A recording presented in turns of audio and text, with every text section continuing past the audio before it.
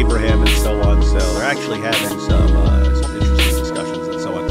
And Steven says he was basically grew up sort of like a nominal Christian or something like that. When he turned 18, he got really into the Richard Dawkins stuff and became a committed atheist. He said, I think that lasted around 2 years, he said, and then he became more of an agnostic. So that's basically where he's at, and that's who George. I know what I was going to do. A couple super chats. Can I hit you with those? Have three main clips. They're all several minutes long. Thank God I'm starting to think Winger had got to y'all before the stream could start. 7 minutes late. Tighten it up. God bless y'all. Yeah, that was AP looking for his glasses. He can't see without his glasses. But on the topic of Mike Winger, I mean, come on. He's the worst person in the world, but the idea that he could actually do anything if he got to us is just silly. You know what I mean? It's like, oh, David, look at that evil slug over there. It's gonna really do something. An evil slug might be evil, but it's not capable of really. Don't be ridiculous. Yeah. I buy your Yahweh. I guess he finally found what his is. That's funny. I was thinking, little side note, AP. He says all sorts of funny things in there. He talks about Andrew Tate. He does. Yeah, he gives a really good. He gives us. It's short. It's a short little section, but he says this is the fascination with Andrew Tate, and they're talking about like getting out and doing stuff and taking risks and so on. He says it's basically young guys would prefer a reprobate who's out there doing something than a good person who's doing nothing. And he's saying that's the draw to him. I saw a better one. I forget who it was from in a tweet recently, and he said that the draw, and I'm thinking of this because on PBD podcast, people, when someone out there is on PBD podcast and he inevitably starts, well, what about Andrew Tate? Well, I know we're talking about global warming, but what about Andrew Tate? Blah blah blah. Right? People got to give him the answers. But someone the other day tweeted that Andrew Tate is not drawing people because he's showing them how to be masculine. He's giving you a shortcut, easy way to portray yourself as masculine, right? Because historically, you think of like masculine, you think of like someone he's going to get the woman, he's going to then start a family, he's going to be a great protector of his family, he's going to provide for his family, he's going to destroy everything that tries to come at his family and so on. That's masculine. Look at Andrew Tate, and it's all like, look at me and my millions, I've got all these women and they do everything I say and blah blah blah blah blah. It's completely screwed up and dysfunctional, and now he's going to be spending years in prison. It's like doing drugs. Yeah. Like instead of finding a proper way to live, just go doing drugs and saying, "Oh, look at this! Look at this! It's giving me all I need. It makes me feel amazing." Yeah. In fact, they have a long discussion about that, and I'm saying it's a good interview. They discuss a bunch of topics, and it was all important stuff. But along those lines, they talk about pornography in the discussion. That it's this shortcut, right? You can have this, go out and find a woman, then you have to figure out how to have a discussion with her, and then figure out how to get her interested in you, and then dating, and then marriage and all that stuff. Or you can click on a website, takes 2 seconds, and start whacking off. You know what I mean? Everything is shortcut, and that's something that's going on in our society as we are just, as time goes on, we are losing any sort of concept of delayed gratification. Want everything right now. It's got to be quick, and it's got to be easy. And that's what Andrew Tate takes advantage of. Bro, what are the odds? It's funny that you're talking about this, also bringing that up, which is quite interesting considering that Andrew Tate himself was also the guy who specifically engaged in mass porn production. Isn't that tie interesting?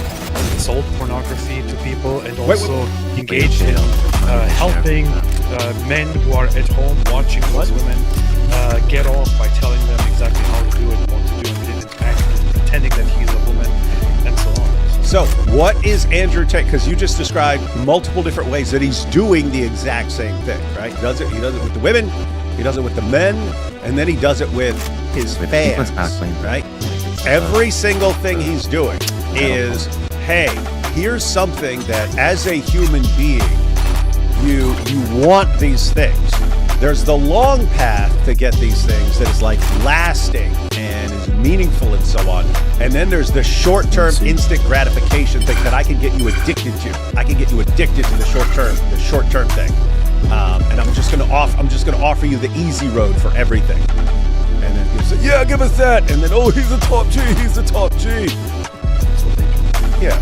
So, and by the way, he acknowledged before that he was selling drugs.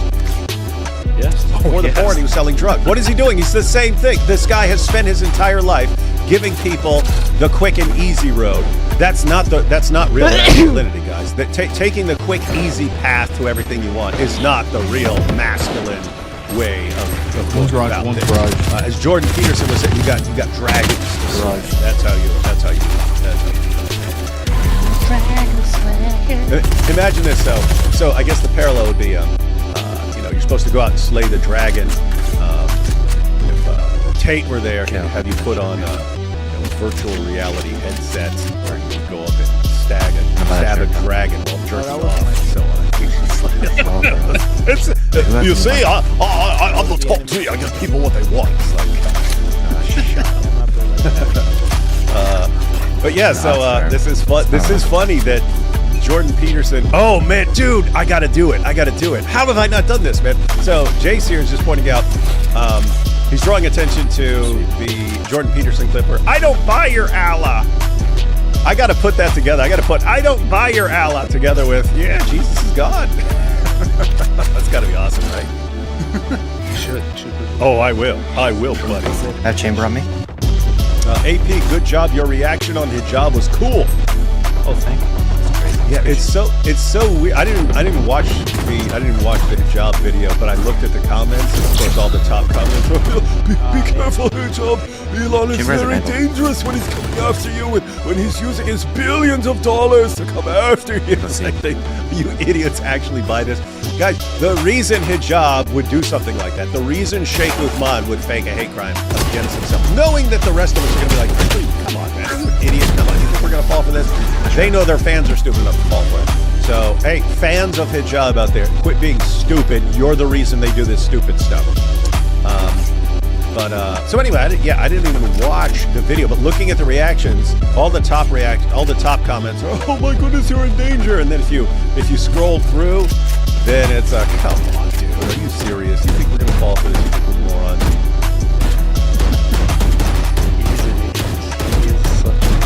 But yeah, I made a very quick response to it, and that was good. Apparently that's what people want to see. By the way, ladies and gentlemen, what have I been saying for years about a narcissist? Heavy A. How do you deal with a narcissist? You feed a narcissist at first. You give him attention. Here's what you do. If you want to watch a narcissist, absolutely. Give him attention, give him attention, give him attention, give him attention, give him attention, give him attention, give him attention, and then don't give him attention. And watch him. Elon Musk is coming after. Or I've been stabbed by the Kuffar. They all do this. The narcissist will do this. He will completely embarrass himself trying to get that attention back. I'm Berliner. Miss Berliner says, Jesus is God. What do you mean by Jesus? What do you mean by is? What do you mean by God? No idea why AP wearing glasses, but it looks thumbs up. It's actually kind of stupid because these are reading glasses that are the magnification is set to looking at something up close and making it bigger and easier to read. So when I'm looking at my screen here, it actually doesn't help at all. It looks blurry and also hurts my eyes. But I'm just wearing it anyway because it kind of looks cool. It's working. Plus you look and sound more intelligent now. Yeah. Normally you sound completely dumb, and now you sound smart or something. Exactly. It can't be what you're saying. Choose Life says, Shabbat Shalom, AP. Shabbat Shalom. Mustard says, we accept the Bible is written by fellow humans. Can humans not be wrong, lie, deceive? We like to call Islam out for being liars. Can the same not have happened to Christianity? Were you there when Jesus was on the cross? Is this serious stuff or is this joking? I was there. Hey, Mustard. Yeah, you can. Think about how sloppy this is. This group over here made something up, or this person over. So Muhammad made up something. I'm not even. not even sure he's making up his idea that he got revelations. He may have actually believed that he got revelations, and he may actually be insane. Well, therefore, this is the sloppy and stupid thinking. Well, since this guy may have made something up, therefore, why not conclude that everyone's making everything up about everything? Because that would be a horribly, horribly stupid move. It's like, hey, one guy has lied to me. Why not always assume that everyone is lying to me in everything they say? That wouldn't work, and that would be insanely stupid. It's like you wouldn't want to say, oh, this guy told me the truth one time, therefore let me always assume everyone is telling the truth. What do? You discern. You examine. You look for confirming evidence. You look at testimony. You say, is this the sort of person I should trust? I look at Muhammad and I think, I do not trust this guy at all. I look at the Apostle Paul and say, this is a guy I trust a lot. Especially when we have a bunch of witnesses. It's not like Islam where you got one witness of what happens in that cave when Dihya al-Kalbi came in there for a little action. It's not like that where we got one witness plus Dihya. You have a bunch of witnesses who are saying things. And it's all kinds of people. You have original followers, you have men, you have women, you have friends and foes. You have his original followers who believed in him. You have people like Paul and James who didn't believe in him. They came to believe in him after they believed that he had appeared to them and so on. So apples and oranges, sport. What do you mean by walk? What do you mean by out? By of? By the tomb? What's funny is we're reading this, it sounds funny. That's exactly what he sounds like. What do you mean by is? What do you mean by a? And then he's Canadian, so it'll be like, what do you mean by a, AP looking down on us with his glasses, inshallah. Oh, you should start doing it like a job when you talk to people. Put on glasses and then listen to me. What is your dad been doing? What has your dad done? See. Oh, wait. Hillbilly redneck. Hillbilly redneck. What has your dad done? He didn't start a fake degree company like my dad did that I worked for. What are your accolades? What did your dad do? What did your dad do? For anyone who's new here, if you don't know what we're talking about, these are actual things that our good friend Hijab. What did your mom do? What did your mom do? Yeah, he's Wait, on today. Let's just say we're all quite delighted that he is the hero of the Ummah because he's destroying it. He is making all the future enemies. He is ensuring that the future of Dawah is completely in the hands of narcissists because you got all these guys, Hijab and Ali Dawah and Sheikh Uthman. They're all narcissists. They're all like horrible people. But they're the ones setting the pattern for what a successful Dawahgandist is now. So all the young guys who are coming up, who do you want to act like? Do you want to act calm like this Sajid guy? Do you want to do all this historical research like this Shabir Ali guy? Or do you want to walk around probably going, oh, me strong than you, everyone's weak, me strong. Oh no, the Kuffar, they're coming at me, the Kuffar. Elon Musk is obsessed with me, spending billions of dollars to come and get me. Oh no, I've been stabbed by the Kuffar. What do you want to be like? You want to be like that. You want to be like the idiots who will do anything for attention. Well, great. Who's going to be the future champions of Dawah? Absolute attention freaks. That's all they care about, getting attention. Imagine it was like this. I put this on like, well, I do not believe for a second that Islam is actually true. Wallahi, Allah is it's the best, man. Muhammad is the best prophet. It's so amazing. It's a bunch of garbage. Oh boy. AP looking down on us with his glasses, inshallah. Yeah, that's awesome. He's AP Christian now. Also, Jesus is God.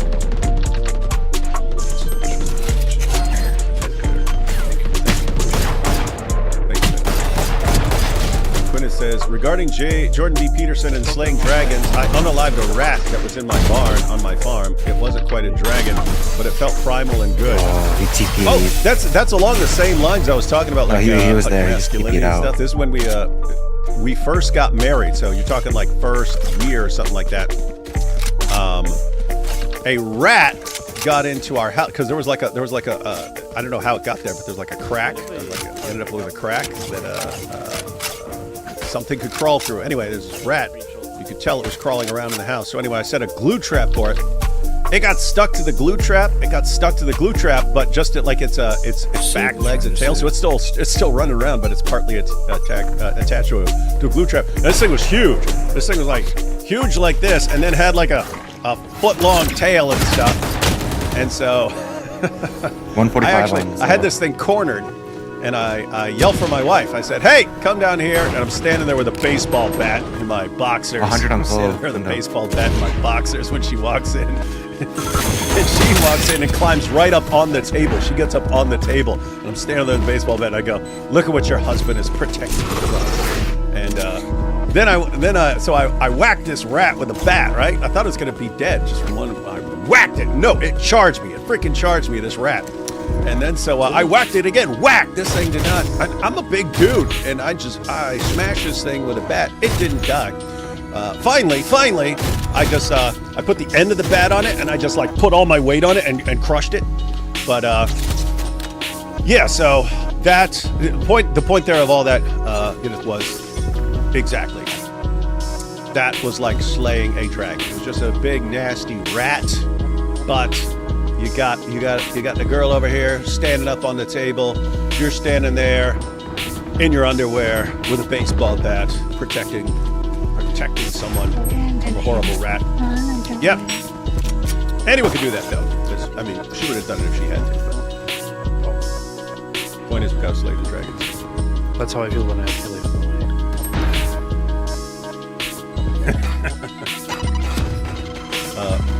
Oh, wait. No, I thought we were done with Super Chats. We're about to start the video, but a couple more came in. Modern Day Debate link is up. Wish me luck, boys. Oh, yeah. When was that? Was that? 1 second. So, guys, this is Apollos. I just want to, just for anyone who wants to watch it, Modern Day Debate, just want to see what that was. We already told us about it. Modern Day Debate. Live.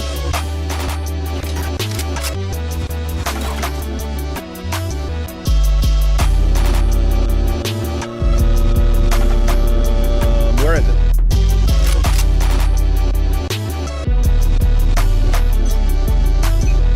Where is it, dang it?